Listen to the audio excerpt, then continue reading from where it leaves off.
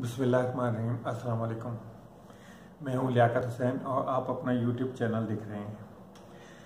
अभी तक की जो ताज़ा तरीन अपडेट्स हैं वो ये हैं कि आज जैसा कि आपको मालूम था, पाकिस्तान इंडिया का मैच था, एक आसाब शिकन मुकाबला था और इसमें पाकिस्तान की हार हुई है। दूसरा, तहरीक अदम एतमाद पेश की जा रही है सादिक सजरानी के खिलाफ। पीपी और पीडीएम की जमातों ने मुश्तरका ये फैसला किया है कि सादिक सजरानी साहब को तहरीक अदम एतमाद के ज़रिए हटाया जाए। और ये वो शख्स हैं जिन्होंने पीटीआई का भी कोई साथ नहीं दिया इस मामले पे, पाकिस्तान तहरीक इंसाफ का भी। तो पाकिस्तान तहरीक इंसाफ भी शायद इनको बचा ना पाए या बचाने की कोशिश ना करें, तो लगता तो यही है कि ये जा रहे हैं अब। दूसरा, हम लोग इमरान खान के हवाले से कल जो उनका तोशाखाना केस की अपील सुनी जाएगी इस्लामाबाद हाई कोर्ट में, तो उसमें उम्मीद है कि खान साहब को वहाँ से रिलीफ मिल जाए, क्योंकि ये केस बहुत ही समझ लें कि अपना इतना पावरफुल केस नहीं है। इसको नवाज शरीफ के साथ तो आप कंपेयर ही नहीं कर सकते, क्योंकि उनकी नाअहली जो है वो सुप्रीम कोर्ट से हुई है और ये तो इलेक्शन कमीशन जिसके पास आई थिंक इतने इख्तियारात भी नहीं हैं। इमरान खान ने का इंटरव्यू जो है हम चैनल पे, जो कि एक दिन पहले रिकॉर्ड किया गया था, उसको नशर होने से रोक दिया गया है। तो अब इसके पीछे क्या मुहर्रिकात हैं वो आप ज़्यादा बेहतर जानते हैं। दूसरा, खान साहब ने अपना दोबारा से एक कहा है कि मुज़ाकरात हो भी रहे हैं और नहीं भी हो रहे हैं।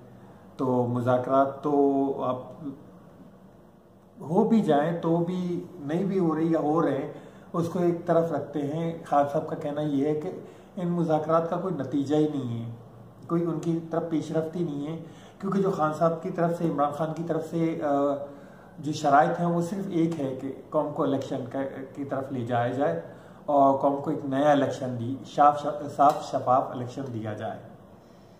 अब हम चलते हैं तीसरी खबर की तरफ, जो कि हमजा शरीफ के हवाले से। हमजा शरीफ को पंजाब असम्बली का अपोजिशन लीडर नामजद किया जा रहा है।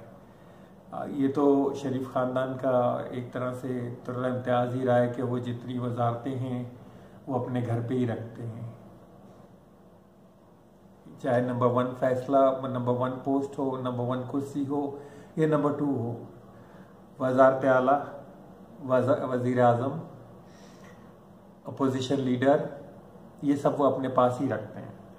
तो अब हमजा शरीफ को पंजाब असम्बली का अपोजिशन लीडर बनाया जा रहा है। इसके अलावा लॉन्ग मार्च को रोकने के लिए सिंध से पुलिस तलब कर ली गई है, जो कि आज रवाना भी हो गई है। तो आई थिंक 1000 या 2000 लोग पुलिस के यहाँ से जा रहे हैं। वो आज कश्मीर से ट्रैवल भी कर चुके हैं। और एक और ख़बर, एक डिग्गी वाला की, कल आपको जैसे मालूम था कि डिग्गी वाला का एक बड़ा चला कि जी इजाज़ुल हक साहब का बयान था कि डिग्गी में बैठकर ये जाते थे मुलाकातों के लिए। तो अभी एतजाज़ अहसन साहब ने एक और मज़ीद इसमें ऐड कर दिया है कि बुरके में भी ये लोग जाते रहे थे वहाँ मुलाकातों के लिए। तो अब एक ट्विटर पे ट्रेंड चल रहा है डिग्गी वाले के बाद बुरके वाला। इंशाल्लाह मज़ीद बात होगी कल के व्लॉग में, और चैनल को सब्सक्राइब और लाइक ज़रूर कीजिएगा। बहुत शुक्रिया।